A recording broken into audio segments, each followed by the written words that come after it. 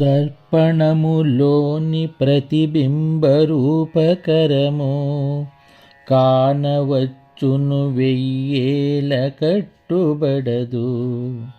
తెలుపనిచ్చును తన్ను తా తెలియనీదు.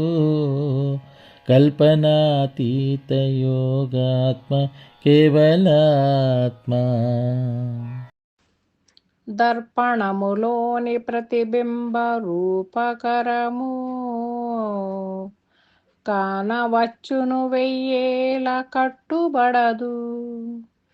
తెలుపనిచ్చును తన్ను తా తెలియనీదు. కల్పనాతీత యోగాత్మ కేవలాత్మ. జై నిజ గురుభ్యో నమః.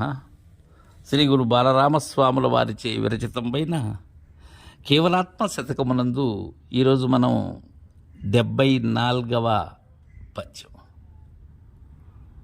దీనిలో గత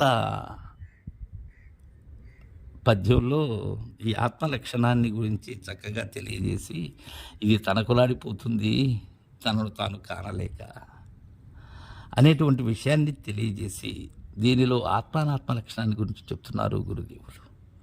శిష్య, దర్పణములోని ప్రతిబింబ రూపకరము కానవచ్చును వెయ్యేల కట్టుబడదు. ఈ మాటలేలా పెద్దలు అంటుంటారు, దీనికి 1000 మాటలు అవసరమా? ఒక చక్కని యుక్తి చాలదా? ఏం చెప్తున్నారంటే, ఇది దర్పణములోని ప్రతిబింబము పోలిక అంటున్నారు. నేనున్నాను, నా ఎదురుగా దర్పణం ఉన్నది. దర్పణములో నా బింబము ప్రతిబింబిస్తూ ఉన్నది. కారణం ఏంటి? దర్పణమునకు వెనుక ఉన్న ఆ కళాయి పూత ఏదైతే ఉన్నదో దానివల్ల ఆ ప్రతిబింబం కనిపిస్తూ ఉన్నది. ఇక్కడ దర్పణం ఏంటి? నేను. నాలో ప్రతిబింబిస్తున్నదేది? నా ప్రతిరూపమే. అంటే నేనైన ఆత్మ అనాత్మగా సర్వం కూడా అజడమైనటువంటి నేను, జడమైనటువంటి దానిని, అది ఇది రెండు ఒకటే. కానీ అది ఆ వెనుక ఉండబడేటువంటి ఆ కళాయి పూత వల్ల నాది నాకే కనిపిస్తూ ఉన్నది. నేనైన విశ్వం, అది నేను వేరుగా, అద్దంలో కనిపించేది వేరుగా భ్రమ చెందుతూ ఉన్నది అంతే. దీక్షితుల వారు చెప్పినట్లు ఆ అద్దాల గదిలో కుక్క కలవలం చెందినట్లుగా అంటారు ఆ మహనీయులు. అలా చెందుతూ ఉన్నది ఇది. తన ప్రతిరూపాన్ని తానే చూస్తూ ఒక్కోసారి జ్ఞానంతో అది వేరే నేను వేరే అనుకుంటూ ఉన్నది. రెండు ఒకటని భావించటం లేదు, భావన చెందటం లేదు. కానీ దర్పణములో ఉన్నదానిని దానికి అది కట్టుబడుతుందా ఎప్పుడైనా? ఇది ఉన్నంత వరకు అది ఉంటుంది, ఇది లేకపోతే అది లేదు. అయితే ఇక్కడ తెలుసుకోవాల్సింది ఏంటంటే, దర్పణములో ఉన్న ప్రతిబింబం ఏదైతే ఉన్నదో అది కట్టుపడకుండా, అది కానరాకుండా ఉండాలంటే నేను కానరాకూడదు. నేను కానరాకుండా ఉండాలంటే ఏం కావాలి?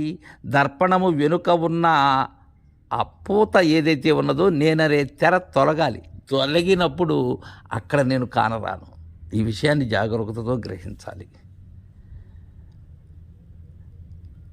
తెలుపనిచ్చును తన్ను తా తెలియనీదు.